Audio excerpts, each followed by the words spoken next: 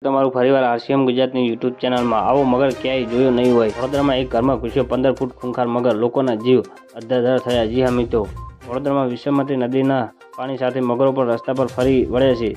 જાણે કે વડોદરામાં મગરોમાં મહેમાન ગતિ માણવા નીકળ્યા હોય તેવા દ્રશ્યો સામે આવી રહ્યા છે। અનેક જગ્યાએ મગરો મળી આવતા રેસ્ક્યુ કરવામાં આવી રહ્યા છે।